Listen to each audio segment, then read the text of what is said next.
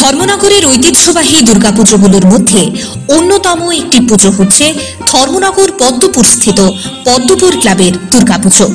এবছরের দুর্গাপুজোর আয়োজনে সবগুলো ক্লাবের মধ্যে সর্বপ্রথম সবার জন্য মণ্ডপের দ্বার খুলে দেবেন পদ্মপুর ক্লাবের পুজো উদ্যোক্তারা।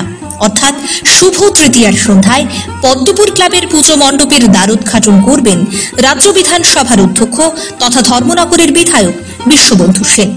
এদিন সন্ধ্যায় ওনার হাত ধরে প্রায় ৩.৫ শতাধিক জনগণের হাতে বস্ত্র বিতরণ করা হবে।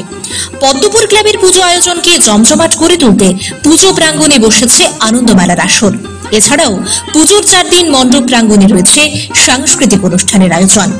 সাংস্কৃতিক সামাজিক সব কর্মকাণ্ড নিয়ে এবার পদ্মপুর ক্লাবের বাজেট ২০ লক্ষ টাকা, কিন্তু এর অধিকাংশই ক্লাব সদস্যদের দেওয়া অনুদান থেকে সংগৃহীত হবে এবং তা থেকে রাজ্যের বন্যার্তদের সহযোগিতায় মুখ্যমন্ত্রী ত্রাণ তহবিলে অর্থরাশি দান করা হবে। মণ্ডপ সজ্জায় রয়েছেন পশ্চিমবাংলার শিল্পীরা এবং প্রতিমা নির্মাণে আছেন ধর্মনগর জোর কালভার্টের সজল রুদ্রপাল। আলোকসজ্জা বেশ দৃষ্টিনন্দন হয়ে উঠেছে। বরাবরের মতোই এই পুজোতে মহিলাদের অংশগ্রহণ বেশি লক্ষণীয়। নমস্কার, আমরা পদ্মপুর ক্লাবের পক্ষ থেকে ধর্মনগরবাসীকে জানাই সেই শারদীয় প্রীতি শুভেচ্ছা এবং অভিনন্দন। সেই সাথে আমন্ত্রণ জানাই আমাদের 2024 ইংরেজির দুর্গা উৎসব। আমাদের এবছরের বাজেট 20 লক্ষ টাকা। আমরা মুখ্যমন্ত্রীর যে দাবি করেছিলেন বা অনুরোধ করেছিলেন সব ক্লাবকে যে কম বাজেটের পুজো হোক, আমরা কম বাজেটের মধ্যেই দেখেছি আমাদের যে বাজেট 20 লক্ষ টাকা আমরা বাইরে থেকে কালেকশন করছি না। আমাদের ক্লাব সদস্যের মধ্যে অনেকে রয়েছেন এবার অনেক বড় বড় ডোনেট করেছেন।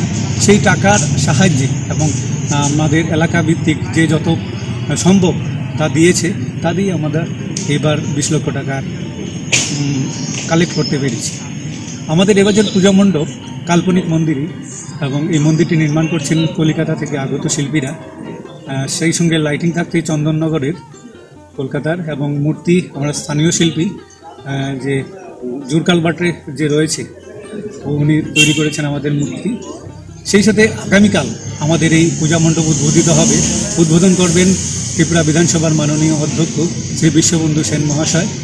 এই উদ্বোধনী অনুষ্ঠানে থাকছে প্রায় 350 গরিবদের মধ্যে আমরা বস্ত্র বিতরণ করছি এবং 4 দিন ব্যাপী চলবে আমাদের অন্নভোগ। রাত্র 8টা পর্যন্ত থাকবে এই অন্নভোগ। ধর্মনগরবাসীকে জানাই এই অন্নভোগ গ্রহণ করার জন্য আমাদের ক্লাবের পক্ষ থেকে সাদর আমন্ত্রণ। আমরা এই ক্লাবের সবসময়ই সামাজিক কাজ করে থাকি। এবার অনেকগুলি কাজ হাতে নিয়েছি আমরা সামাজিক। সেই সঙ্গে কিছুদিন পূর্বে যে আমাদের ফ্লাড হয়েছিল ত্রিপুরায়, সেই ফ্লাড দুর্গতদের জন্য আমরা মুখ্যমন্ত্রীর ত্রাণ তহবিলে দান করছি এই পূজার কালেকশন থেকেই। আমি এই পুজোর এবছরের সভাপতি এবং ক্লাবের কালচারের সম্পাদক। এই সুবাদে এই সম্পূর্ণ পূজা পরিক্রমা যতগুলি আমরা দিক রেখেছি সেই পরিকল্পনা মাফিক আমরা সব কিছু করে যাচ্ছি এবং আগামীতেও আপনাদের আশা রাখছি আমাদের পূজা প্যান্ডেলে আসার পর আপনারা নিরাশা হবেন না এবং অত্যন্ত আনন্দ উপভোগ করবেন।